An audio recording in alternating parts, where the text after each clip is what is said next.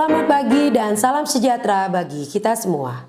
Perkenalkan, saya Dr. Olivia Despinka Albahana Napitupulu, Magister Kedokteran Anestesi, Spesialis Anestesiologi dan Terapi Intensif, Subspesialis Anestesi dan Terapi Intensif Konsultan. Saya merupakan dosen program studi dokter, Fakultas Kedokteran dan Kedokteran Gigi Universitas Prima Indonesia. Sekaligus saat ini menjabat sebagai Sekretaris Program Studi Spesialis Anestesiologi dan Terapi Intensif Fakultas Kedokteran Universitas Prima Indonesia. Saya telah mengajar sebagai dosen di Universitas Prima Indonesia sejak tahun 2023. Bertepatan juga dengan awal penyelenggaraan program studi anestesiologi dan terapi intensif Fakultas Kedokteran Universitas Prima Indonesia. Sehingga saya memiliki kesempatan untuk turut berkontribusi dalam pengembangan dan pembangunan program studi sejak tahap awal. Bidang keahlian saya berfokus pada anestesiologi dan terapi intensif, khususnya dalam penata laksanaan pasien perioperatif dan pasien dengan kondisi kritis. Selain menjalankan tugas sebagai dosen, saya juga aktif memberikan pelayanan klinis sebagai dokter spesialis anestesiologi dan konsultan terapi intensif di beberapa rumah sakit. Di samping itu, saya secara konsisten terlibat dalam berbagai kegiatan penelitian, pendidikan, dan pengabdian kepada masyarakat sebagai bentuk implementasi Tridharma Perguruan Tinggi, serta komitmen saya terhadap pengembangan ilmu pengetahuan dan peningkatan kualitas pelayanan kesehatan. Salah satu mata kuliah yang saya ampu saat ini adalah anestesiologi, dengan topik manajemen dan evaluasi perioperatif yang termasuk dalam mata kuliah ilmu anestesi kode PDK 702011 dengan bobot 2 SKS terhadap peserta didik program studi profesi dokter Fakultas Kedokteran dan Kedokteran Gigi Universitas Prima Indonesia. Topik ini merupakan salah satu kompetensi dasar yang penting sekali karena setiap pasien yang akan menjalani tindakan pembedahan memerlukan evaluasi yang komprehensif agar resiko perioperatif dapat dikenali sejak dini, kondisi pasien dapat dioptimalkan, dan tindakan anestesi dapat direncanakan secara tepat. Dengan demikian, keselamatan pasien dan luaran pembedahan dapat ditingkatkan. Topik ini sangat mendukung untuk pencapaian subcapaian pembelajaran mata kuliah di bidang ilmu anestesiologi. Dalam proses pembelajaran, saya menerapkan pendekatan secara student-centered learning melalui metode interaktif lecture. Meskipun saya menyampaikan materi menggunakan media presentasi, saya berharap pembelajaran tidak berlangsung satu arah saja.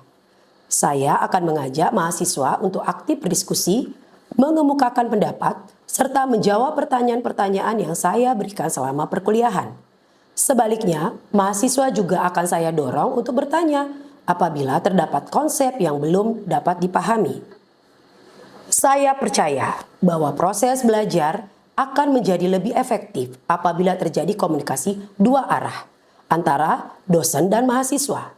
Oleh karena itu, selama perkuliahan, saya akan memberikan beberapa pertanyaan pemantik sebagai trigger question untuk merangsang kemampuan berpikir yang kritis dan membantu mahasiswa menghubungkan konsep yang dipelajari dengan praktisi klinis.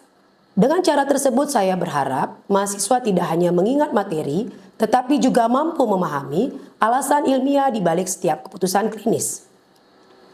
Untuk memahami tingkat pemahaman para peserta didik, pada awal perkuliahan saya akan memberikan pretest secara singkat untuk mengidentifikasi pengetahuan awal, kesiapan belajar mereka, serta pemahaman dasar para mahasiswa saya terhadap materi yang akan dipelajari.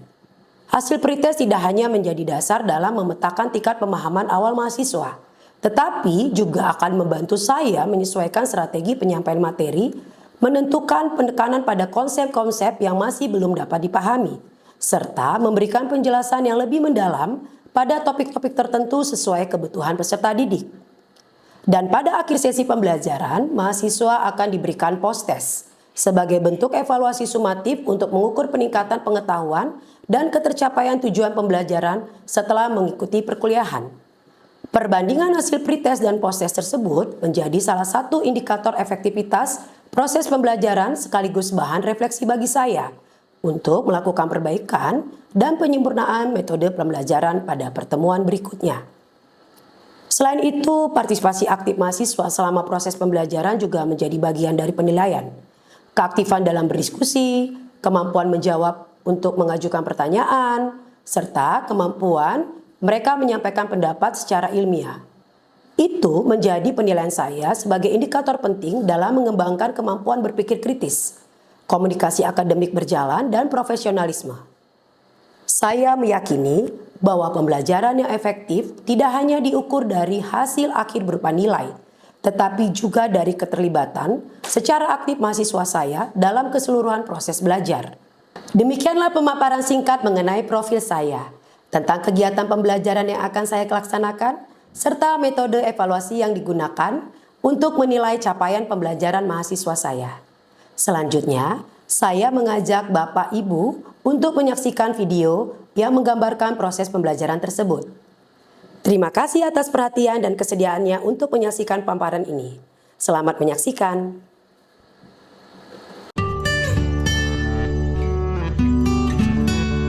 Selamat siang semua.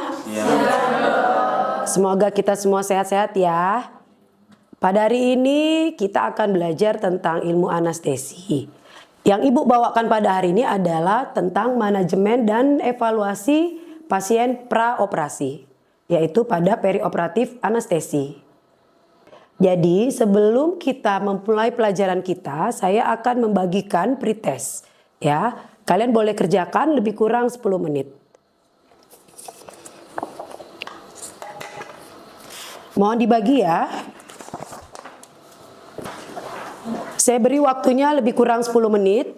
Anak-anak boleh mengerjakan terlebih dahulu ya. Kemudian nanti kita akan melanjutkan bagaimana kita mempelajari lebih dalam tentang pembelajaran hari ini. Oke anak-anak, saya rasa sudah selesai kita mengerjakan pretestnya. Boleh dikumpulkan ke depan dan kita akan memulai pelajaran hari ini.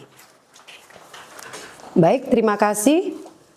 Selanjutnya kita akan mulai pelajaran kita, yaitu tentang manajemen dan evaluasi preoperatif anestesi. Di mana kita perlu mempelajari ini karena kenapa? Tujuan umum daripada evaluasi preoperatif itu adalah supaya kita dapat memahami prinsip-prinsip dasar evaluasi dan manajemen praoperatif, ya. Di mana kita bisa menilai stratifikasi risikonya, dapat mengoptimalisasi kondisi pasien, merencanakan bagaimana tata laksana untuk praoperasi, pemantauan selama tindakan serta perawatan pasca operatif, serta guna menjamin keselamatan pasien dan meningkatkan luaran klinis pasien. Tujuan khususnya ada 3, di mana mahasiswa harus memiliki kemampuan kognitif, psikomotor, dan afektif. Kemampuan kognitif diharapkan kita mampu menjelaskan konsep dasar manajemen dan evaluasi perioperatif, meliputi fase praoperatif, intraoperatif, dan pascaoperatif. Kedua, kita dapat mengidentifikasi faktor risiko pasien berdasarkan kondisi klinis, komorbiditas, serta jenis pembedahan serta klasifikasi risiko anestesi dan pembedahannya. Bagaimana dengan tujuan psikomotor? Kita harapkan para mahasiswa dapat melakukan evaluasi praoperatif secara sistematis melalui anamnesis, pemeriksaan penunjang, penilaian jalan napas, serta menginterpretasikan hasil pemeriksaan laboratorium, elektrokardiografi, radiologi, sesuai dengan indikasi klinis tentu saja. Dapat mendokumentasikan hasil evaluasi praoperatif serta menyusun rencana manajemen praoperatif yang sesuai dengan kondisi pasien.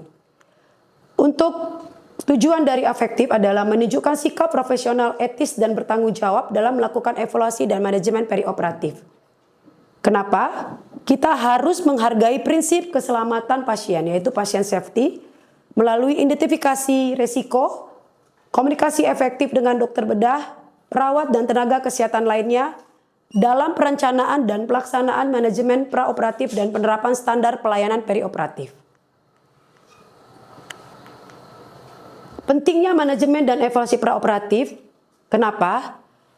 Karena Diperkirakan terdapat lebih dari 310 juta tindakan pembedahan mayor yang dilakukan setiap tahun di seluruh dunia, di mana jumlah ini akan terus meningkat seiring bertambahnya populasi, usia harapan hidup, serta akses terhadap pelayanan kesehatan. Pasien yang menjalani pembedahan saat ini memiliki karakteristik yang semakin kompleks, ditandai dengan apa? Usia lanjut, multimorbiditas, dan penggunaan berbagai terapi kronis. Sehingga apa tantangan klinis kita sebagai dokter? Yaitu komplikasi pasca operasi masih menjadi penyebab utama morbiditas dan mortalitas pada pasien bedah. Sehingga pesan utamanya kepada kita adalah keberhasilan suatu tindakan pembedahan tidak hanya ditentukan oleh keterampilan operator, tetapi juga oleh kualitas, evaluasi, dan manajemen preoperatif yang komprehensif. Itulah fungsi dan tujuan kita mempelajari evaluasi preoperatif anestesi. Bagaimana definisi preoperatif medicine itu? Definisinya adalah merupakan pendekatan multidisiplin yang mencakup ada 3 hal, yaitu evaluasi, optimalisasi, dan tata laksananya bagaimana sebelum menjalankan pembedahan hingga pemulihan pasca operasi. Tujuannya adalah tentu saja seperti yang saya sampaikan sebelumnya, patient safety, yaitu keselamatan pasien dan luaran klinis atau outcome yang bagus. Tujuan evaluasi preoperatifnya ada 5 hal yang perlu diingat. 1, kita mampu mengidentifikasi faktor resiko preoperatif yang dimiliki pasien. 2, bagaimana kita dapat menilai cadangan fisiologis atau physiologic reserve dan kapasitas fungsional pasien, baik itu pada organ jantung dan paru-paru. Mengoptimalkan penyakit penyerta sebelum tindakan operasi. Menyusun rencana anestesi dan tata laksana preoperatif yang individual. Mendukung share decision making antara pasien dan tim multidisiplin. Menurunkan resiko komplikasi serta meningkatkan luaran jangka pendek maupun jangka panjang. Kita masuk kepada evaluasi preoperatif. Evaluasi preoperatif ini adalah asesmen sebelum kita melakukan tindakan anestesi, yaitu merupakan penilaian klinis sistematis yang dilakukan sebelum pemberian anestesi untuk mengidentifikasi faktor risiko spesifik pasiennya, untuk mengoptimalkan kondisi medis yang ada, serta bagaimana kita menyusun rencana manajemen anestesi yang aman untuk pasien. Karena tadi tujuannya adalah patient safety. Evaluasi ini merupakan langkah penting dalam menurunkan morbiditas dan mortalitas perioperatif. Mahasiswa bisa melihat di sini saya membaginya menjadi 4, yaitu identifikasi komorbid, evaluasi risiko perioperatif, optimisasi kondisi pasien, dan rencana teknik anestesi. Satu persatu akan saya sampaikan di mana identifikasi komorbid ini karena anestesi ini berhubungan sekali dengan susunan saraf pusat dan organ jantung serta paru, sehingga kita perlu mengetahui apakah ada komorbid penyakit kardiovaskular. Kemudian penyakit paru, apakah ada juga disfungsi daripada renal atau ginjal, gangguan endokrin dan metabolik seperti penyakit diabetes mellitus, dan kondisi neurologisnya. Kemudian evaluasi resiko perioperatifnya secara standar internasional kita menilai resiko itu berdasarkan ASA Physical Status Classification, di mana sekarang kita mengenal ada ASA 1 sampai dengan ASA 6. Jika dulu kita mengenalnya ASA 1 sampai ASA 4. Di mana ASA 1 itu adalah pasien dengan keadaan varian normal. Jadi artinya pasiennya sehat-sehat saja, ya, baik secara laboratorium dan klinis. Tidak ada riwayat untuk merokok, kemudian tidak ada atau minimal penggunaan alkohol. Ya, pada ASA 2 adanya kelainan sistemik yang ringan, ya. Di mana kelainan sistemik ringan ini kita libatkan pada area dari hemodinamiknya. Apakah pasien dengan riwayat hipertensi yang terkontrol atau dengan kadar gula darah yang terkontrol. Kemudian juga yang masuk dalam pasien ini adalah pasien dengan peminum alkohol tetapi ringan, pasien-pasien dengan ibu hamil dengan keadaan normal, tanpa ada obesitas dan dengan tidak adanya anemia berat, kemudian pada gangguan paru-paru yang ringan, misalnya asma tapi tidak mengalami kekambuhan. Pada ASA 3 adalah pasien dengan kelainan sistemik yang berat, di mana di sini sudah ada limitasi pada fungsi daripada organnya. Kita bisa lihat contohnya adanya tidak terkontrolnya kadar gula darah, yaitu pada pasien diabetes yang tidak terkontrol atau pasien dengan hipertensi yang tidak terkontrol. Sehingga kita dapati pada saat kita visit praoperasi ke ruangan, pasien itu dengan hipertensi yang urgensi. Urgensi itu adalah tekanan darah sudah di atas 160/100 mm Hg. Kemudian ada tanda-tanda penyakit obstruktif paru yang kronis dan pasiennya dengan morbid obesity. Morbid obesity itu adalah contohnya pasien dengan berat badan massa indeksnya lebih dari 40. Kemudian pasien dengan adanya menurun fungsi dari ginjalnya, ya. Kemudian kita bisa lihat mungkin pasien juga dengan ada kelainan miokard infarct. Pada asa 4 itu adalah kelainan sistemik yang sangat berat dan dapat mengancam nyawa. Pasien yang seperti apa? Ya, pasien yang mungkin pada saat sebelum kita operasi 3 bulan sebelumnya sudah dilakukan pemasangan ring jantung atau sudah dilakukan pelaksanaan cuci darah selama kurang dari 3 bulan berturut-turut, ya. Kemudian juga misalnya pasien dengan adanya kelainan katup jantung, ya, yang harus sudah memasang alat klep katup jantung, atau pasien jantung dengan pemasangan alat pacemaker, ya, seperti itu. Pada asa 5 itu adalah pasien yang istilahnya moribund. Jadi artinya asa 5 ini contohnya adalah jika kita menjumpai adanya masif trauma abdominal injury. Kadang-kadang kita jumpai ada yang trauma paha bergabung dengan trauma dari fraktur maksila mandibula dan juga ada perdarahan di otak. Jadi kalau sudah ada multiple trauma ditambah juga dengan trauma abdominal, perdarahan di dalam rongga abdomen, itu juga sudah termasuk dalam asa 5. Atau misalnya kita sering jumpai dengan adanya tanda-tanda infeksi dari intraabdominal, ya, misalnya pasiennya ada kebocoran usus, ya, seperti appendix perforasi, namun pasien dalam keadaan status shock dan dehidrasi berat, ya, dan harus memerlukan pemantauan ketat di ICU sebelumnya, ya, atau mungkin pasien dengan gangren pedis, ya, yang dimana diabetes tidak terkontrol dan disertai dengan infeksi yang sangat berat dengan penambahan komorbid penyakit TBC. Ya, artinya ada limitasi di paru-parunya dan juga ada gangguan pada ekstremitas yang mengganggu sirkulasi sistemik dari ekstremitasnya karena sudah terjadi gangren. Jadi artinya itu juga menyangkut pada asa 5. Asa 6 itu yang terbaru update, ya. Untuk apa? Pada pasien-pasien yang kita memerlukan donor organ, ya. Jadi kalau pasien-pasien perlu donor organ, jadi kita memasukkan pasien tersebut di asa 6. Kemudian selanjutnya adalah optimalisasi kondisi pasien. Seperti saya tadi katakan, hubungannya adalah kepada pasien-pasien yang perlu kita awasi adalah area jantung. Jadi kita perlu kontrol hipertensi dan gangguan irama jantungnya. Kita perlu regulasi gula darahnya. Kita perlu penanganan anemianya. Ya, karena apa? Anemia itu akan mengganggu delivery oksigen. Ya, ikatan oksigen yang rendah akan mengganggu dalam proses kontraksi pada jantung. Ya. Kemudian kita juga harus mengevaluasi untuk kemungkinan berhenti merokok. Karena apa? Apabila tindakan general anestesi itu sedikit banyak akan mengiritasi jalan nafas karena adanya obat-obat anestesi inhalasi. Ya, sehingga merokok yaitu mengandung zat nikotin akan mengganggu kepada alveoli paru. Kemudian pengaruh dosis antikoagulan atau pengencer darah jika diperlukan di stop terlebih dahulu apalagi jika kita menggunakan teknik regional anestesi. Kemudian kita lakukan rencana teknik anestesi yang terbaik yaitu tipe anestesinya apakah general, regional atau cukup block peripher karena kemungkinan minimal sekali tindakan pembedahannya namun faktor resikonya tinggi.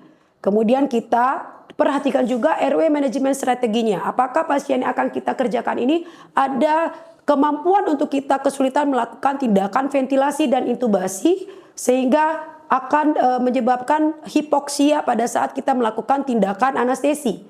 Kemudian adalah monitoring apa yang kita perlukan. Apakah kita memang memerlukan pemasangan alat sentral vena kateter pada saat kita operasi besar seperti kita operasi jantung atau operasi dengan multiple blunt abdominal injury bersama dengan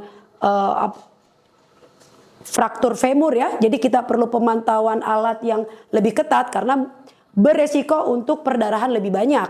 Jadi kita perlu mungkin pemasangan juga kateter arteri ya untuk kita melihat end-tidal CO2 pada saat kita melakukan operasi otak ya. Kemudian kita lakukan rencana analgesik pasca operasinya ya, karena apabila manajemen nyerinya tidak teratasi, maka pemulihan pasien akan lebih lama. Apalagi kalau pasien sudah memiliki komorbid diabetes, maka lebih resiko tingginya menyebabkan terjadinya shock neurogenik. Ya, selain itu kita juga mengenal pasti pada saat kita mengenali di ruangan, kita bisa menggunakan teknik mnemonic lemons dan statics ya sebagai alat screening klinis untuk mengidentifikasi risiko jalan napas sulit maupun intubasi sulit pada penilaian preoperatif. Yang pertama L-nya apa? Itu adalah look externally. Look externally itu adalah kita melihat secara dari luarannya ya, karakteristik anatomi wajahnya bagaimana dan lehernya bagaimana untuk memprediksi apakah ini jalan nafasnya sulit atau tidak. Kemudian kita lihat seperti yang saya sampaikan, apakah bentuk wajahnya dagunya tadi maju, kemudian ada janggut, gigi menonjol, ya apakah ada trauma wajah, ya ataukah ada leher pendek, kelainan kongenital. Kemudian kita apa arti implikasi klinisnya? Yaitu ini sangat membantu untuk mengidentifikasi potensi kesulitan ventilasi sungkup ataupun intubasi endotracheal. Kedua adalah evaluasi 3-3-2 rule ya, saya ulangi 3-3-2 ya, 3-3-2. Itu adalah evaluasi aturan di mana 3 jari membuka mulut, yaitu area antara ujung bibir 1 ke ujung bibir 2 ya, interincisor. Dan kemudian 3 jari antara jarak mentum dan osioid, serta 2 jari antara osioid dan kartilogotiroid. Hal ini untuk mengidentifikasi keterbatasan ruang untuk laringoskop dan memprediksi visualisasi epiglotis yang sulit. Ya, kemudian malampati klasifikasi yang sudah saya sampaikan, ya menilai hubungan ukuran lidah, soft palatum, hard palatum, kemudian pilars dan juga uvula, ya visualisasi struktur daripada orofaring. Semakin tinggi klasifikasi malampatinya, maka akan semakin sulit untuk kita menilai jalan napasnya. Kemudian O adalah obstruction, obstruksi jalan nafas. Apabila pasien sudah ada tanda stridor, itu artinya adalah apa? Tandanya apa tadi? Stridor, obstruksi apa? Ya, obstruksi jalan nafas atas, ya. Tapi kalau dia wheezing, dia adalah obstruksi jalan napas bawah, ya. Jadi kita dengarkan juga kalau memang pasien ada riwayat asma, apakah ada wheezing. Jadi wheezing itu adalah tanda obstruksi jalan napas bawah, ya. Demikian presentasi saya kuliah hari ini. Apabila ada pertanyaan saya persilakan, ya. Mahasiswa ada yang mau bertanya? Ya, silakan bertanya. Ada yang bertanya? Saya izin bertanya, dokter. Sebagai seorang dokter anestesi, jika kita sudah mencoba intubasi pasien 2 kali dan mengalami kegagalan, kapan sekiranya kita bisa menghentikan untuk terjadinya intubasi berulang? Oke, terima kasih. Pertanyaannya bagus sekali ya. Bagaimana kita mensiasati bila ternyata tindakan intubasi kita yang kita lakukan secara 2 kali berturut-turut ya sudah mengalami kegagalan intubasi. Jadi seperti yang saya sampaikan tadi, mungkin kegagalan intubasi itu bisa terjadi karena kita ada mengabaikan dari pemeriksaan fisik dan anamnesis kita. Ya, mungkin ada yang kita loss, yang kita anggap ini tidak ada kesulitan pada masalah ventilasi dan masalah intubasi gitu ya. Jadi kalau pasiennya sudah terjadi kegagalan seperti itu, kita menggunakan namanya algoritma difficult airway ya. Di mana algoritma difficult airway ini kita pertimbangkan ya dengan menggunakan bisa laryngeal mask airway. Ya, kemudian untuk sementara kalau memang operasinya di bawah 1 jam kita bisa menggunakan LMA. Apabila memang operasinya dia di daerah airway, maka kita akan menggunakan video laryngoskop. ya. Video laryngoskop itu sangat membantu kita untuk melihat visualisasi daripada epiglotis sehingga bisa mengamankan kita pada saat kita melakukan tindakan intubasi, jadi lebih jelas dan akurat. Kemudian yang ketiga, kita bisa menggunakan alat seperti yang namanya membrane ya, membrane atau stylet panjang ya. Kita bisa lihat dengan menggunakan membrane panjang itu ya, seperti yang ada di kamar operasi. Ya, namanya apa? Ada yang tahu? Bugi ya. Bugi itu adalah membrane panjang yang bisa kita masukkan terlebih dahulu kepada epiglotis, baru kita masukkan alat selang bantu napasnya. Ya, jadi kalau misalnya ternyata kita sudah mencoba dengan cara-cara yang kita lakukan tadi, menggunakan video laryngoskop, menggunakan membrane, menggunakan bogi ya, itu juga tidak mampu, atau kita mengganti blade kita dari yang blade nomor 3 jadi blade nomor 4 supaya lebih ekstensi, itu juga tidak mampu, maka kita kerjasama dengan operator, kita berhentikan ya. Karena apa? Perlunya kejelasan ya, apakah ini pasien perlu lanjut atau tidak ya, atau kita memang onsite di situ kalau memang sudah terjadi hipoksemia berat, onsite untuk dilakukan tindakan apa? Tracheostomi ya, karena ada juga beberapa pasien yang pada saat kita akan bangunkan karena kita tunda untuk melakukan tindakan intubasi, sulit untuk dibangunkan ya, karena efektivitas obatnya di dalam tubuh mungkin memanjang seperti yang tadi saya sampaikan, bisa prolong daripada masa relaksian ya, ataupun juga adanya rigid daripada dadanya yang mungkin berkembang naik jalan nafasnya juga healingnya lebih lama, maka kita bisa pertimbangkan untuk dilakukan tracheostomi ya. Jadi saya ulangi, kita menggunakan yang namanya management difficult airway ya. Kalau memang operasinya tidak di daerah airway, kita bisa menggunakan LMA. Tapi jika kita menggunakan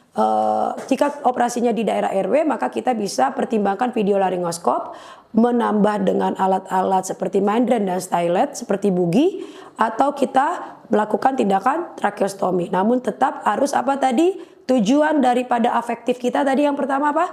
Kita kerjasama dan membina komunikasi dengan operator dan tim bedah ya, karena itu harus dikomunikasikan. Kalau memang tim bedah menyatakan ya sudah ini masih bisa ditunda, kita konsul dulu kepada dokter THT atau kita konsul dulu kepada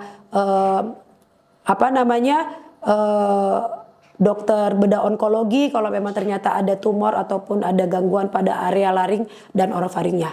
Mungkin seperti itu. Kalau tidak ada pertanyaan, saya akan menyudahi kuliah kita hari ini. Ya, kita akan menutupnya. Saya akan bagikan post test dan kita akan selesai. Ya.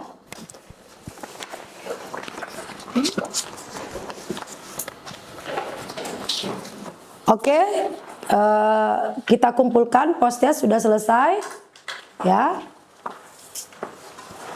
Saya berharap para mahasiswa bisa dapat memahami, mengenali dan dapat melakukannya secara aplikasi di lapangan untuk pengenalan preoperasi dan evaluasi untuk tindakan anestesi sebelum pembedahan. Dan saya juga berharap para mahasiswa bisa mengenali ya obat-obat anestesi yang akan digunakan baik secara induksi ataupun sebagai obat antisipasi nyeri, sehingga apabila nanti kita praktis di lapangan semua sudah paham apa-apa saja yang akan kita pakai dan kita gunakan, yang semoga bisa bermanfaat untuk pasien kita. Terima kasih sekali lagi, salam sejahtera buat kita semua. Terima kasih.